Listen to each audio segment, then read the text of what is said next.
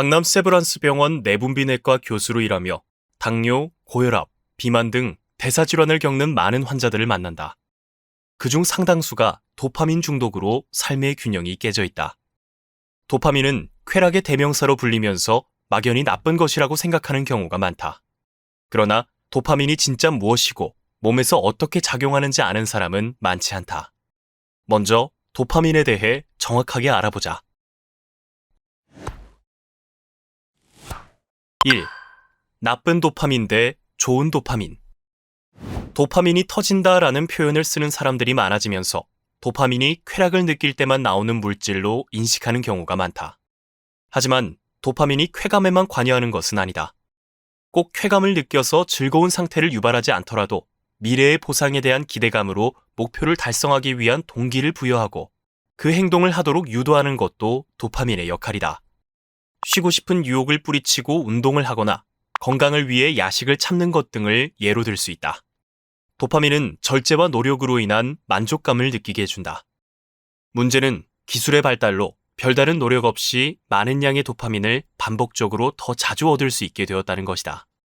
아침에 출근해야 하는데 새벽까지 쇼폼 영상을 보고 살을 빼야 한다는 걸 알면서도 야식을 먹는다.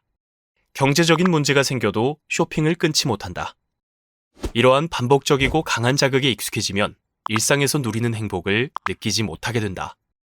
이것이 부유한 사람들이 술, 섹스, 마약에 중독되는 이유다. 부유해서 원하는 것을 다 누릴 수 있는 사람들은 평범한 즐거움에 만족하지 못하고 도파민을 유발할 더 큰 자극을 찾으려다 중독에 빠진다. 즉, 건강한 방식으로 분비되는 좋은 도파민은 동기부여를 하여 삶에 긍정적인 영향을 주지만 강한 자극에 의해 분비되는 나쁜 도파민은 일시적인 쾌락을 주면서 도파민 중독을 유발한다. 2. 도파민 중독을 유발하는 중요한 요소. 중독이라고 하면 마약과 같은 극단적인 중독을 떠올리지만 음식, 쇼핑, 주식, 스마트폰 등 중독의 대상은 무궁무진하다. 도파민 중독은 누구나 흔히 겪을 수 있다. 도파민 중독을 유발하는 중요한 요소가 있다. 바로 자극이 뇌에 도달하는 속도다. 속도가 빠를수록 중독의 위험이 커진다. 최근 설탕 중독에 빠지는 사람들이 늘고 있다. 몸에 나쁘다는 걸 알면서도 끊지 못하는 이유는 설탕이 빨리 뇌에 도달해 도파민을 분비시키기 때문이다. 담배의 니코틴이 뇌까지 도달하는 시간은 10초지만 설탕이 뇌를 활성화하는 데 걸리는 시간은 0.6초다. 담배의 니코틴보다 무려 20여 배나 빠르게 전달되는 것이다. 즉각적인 쾌감은 해로운 행동을 강화해 중독을 유발한다. 짧고 빠른 쇼폼 영상이 주는 자극도 마찬가지다. 손가락 한두 번만 움직이면 별다른 노력 없이 단기간에 잦은 빈도로 도파민 분비를 유도할 수 있다. 쇼폼 같은 중독적인 영상은 뇌를 과도하게 자극해 좌우간 뇌의 불균형을 초래한다. 이것이 ADHD 및 학습장애의 원인이 되기도 한다. 온라인 불법 도박이 주는 자극은 어떨까? 온라인 불법 도박은 한 판이 몇 분 만에 끝나는 경우가 많다. 그 순간 도파민이 폭발하는 듯한 짜릿함을 경험하게 된다. 일상에서 경험하는 즐거움의 도파민 지수가 100이라 하면 도박은 그 수치가 1000에 이를 정도로 강렬하다. 한 번이라도 1000의 즐거움을 맛본 사람은 100의 자극에 흥미를 느끼지 못하게 된다. 주식이나 코인 투자도 마찬가지다. 주식이나 코인은 돈을 벌거나 잃는 과정이 순식간에 발생하고 그 결과가 바로 눈에 보이기 때문에 중독의 위험이 높다. 실제로 오전에는 국내 주식, 밤에는 미국 주식, 거기에 가상화폐 거래까지 하면서 온종일 스마트폰을 붙들고 있는 사람들이 늘고 있다. 그렇다면 도파민은 무조건 억제하는 것이 좋을까? 그렇지 않다. 도파민을 억제하면 만족감이 약해져서 무언가를 시도하려는 원동력 자체를 잃게 된다. 신체에도 문제가 나타날 수 있다. 도파민은 뇌에서 운동 능력을 조절하는데 도파민 분비가 감소하면 파킨슨병에 걸릴 수 있다. 결국 도파민이 지나쳐도 부족해도 문제가 된다. 도파민의 균형을 찾는 방법은 무엇일까? 1. 도파민 일지 쓰기. 도파민의 균형을 찾으려면 즉각적인 보상에 의존하는 대신 지속적으로 노력하는 과정을 통해 건강한 도파민이 분비되도록 해야 한다. 이를 위해 도파민 일지를 써보면 좋다. 도파민 일지를 쓰면 문제를 인식하고 설정한 목표를 주기적으로 점검할 수 있으며 변화를 눈으로 확인할 수 있다. 먼저 쇼핑, 알코올, 쇼폼, 음식, 주식 등 자신에게 어떤 중독 문제가 있는지 살펴보자. 다음 기준에 따라 생활 습관을 점검해 본다. 1. 도파민 중독 행동 인식하기. 2. 도파민 중독 행동을 유발하는 요인 찾기.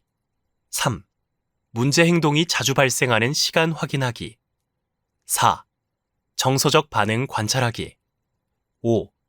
장기적 영향에 대해 생각해보기. 교사 A의 도파민 일지. 나는 학교에서 스트레스를 받으면 교실에 혼자 있을 때 주식을 하고 잠자기 전에 가상화폐 거래를 한다. 쾌감을 느끼면서도 돈을 잃으면 스트레스를 받는다. 파산하기 전에 대책을 세워야겠다. 나를 망치는 중독 문제를 찾아냈으면 실현 가능한 목표를 세운다. 기한은 가능한 짧게 잡는 것이 좋다. ETF 투자로만 제한한다. 투자 금액은 한 달 20만 원 이내로 제한한다. 그리고 매일 저녁 계획을 얼마나 잘 지켰는지 점검한다. 목표를 세우고 목표를 달성하면 그 과정에서 건강한 도파민이 활성화된다. 절제의 시간을 잘 지켰다면 보상을 줄 차례다. 구체적인 형태가 있는 물질적 보상도 좋고 여행이나 영화와 같은 경험적 보상도 좋다. 보상은 뇌의 도파민 분비를 촉진하여 더 큰 목표로 나아가게 하는 원동력이 된다. 적절한 보상으로 지속적인 동기부여를 해줘야 한다. 2.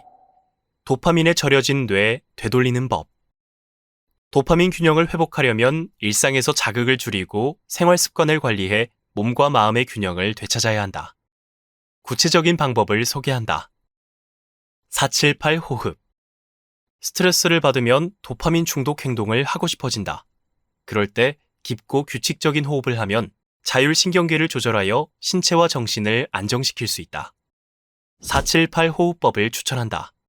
4초간 숨을 들이마시고 7초간 숨을 참은 후 8초간 내쉰다. 이 과정을 4에서 8회 정도 반복한다. 호흡은 언제 어디서든 쉽게 할 수 있으면서도 자극적인 환경에서 벗어나 내면의 평화를 가져다주는 효과적인 운동이다. 음식. 도파민의 균형을 회복할 때 중요한 것이 음식이다. 음식은 우리의 기분과 행동, 나아가 삶의 질을 결정짓는다. 특히 비타민 B6 섭취가 매우 중요하다. 비타민 B6가 부족하면 도파민 수치가 감소해 기분과 인지 기능에 부정적인 영향을 미칠 수 있다. 비타민 B6가 풍부한 음식으로는 고기, 생선, 견과류, 씨앗, 콩류 등이 있다. 바나나와 아보카도에도 비타민 B6가 풍부하다. 음식 중독으로 도파민 디톡스를 하는 사람들에게 특히 추천한다. 찬물 샤워. 찬물 샤워를 하면 도파민이 서서히 분비되다가 평소 대비 2.5배 정도로 높아진다. 니코틴이나 코카인을 흡입했을 때와 같은 효과다. 다른 자극적인 도파민 중독 행동과 달리 도파민이 증가한 이후 갑자기 떨어지지도 않는다. 천천히 감소하면서 본래대로 돌아오기까지 약 3시간이 걸린다. 찬물 샤워를 하면 다른 생각이나 불안감은 사라지고 그 자극에 온전히 집중하게 되면서 중독 행위를 하고 싶은 강한 충동이 줄어든다. 도파민 중독으로 일상을 망가뜨리고 있는가? 도파민의 균형을 되찾아 도파민의 노예가 아닌 주인이 되어보자. 자극에 중독된 삶을 재설정하는 도파민 균형 회복 가이드. 도파민 밸런스. 이 콘텐츠가 도움이 되었다면 구독과 좋아요를 눌러주세요.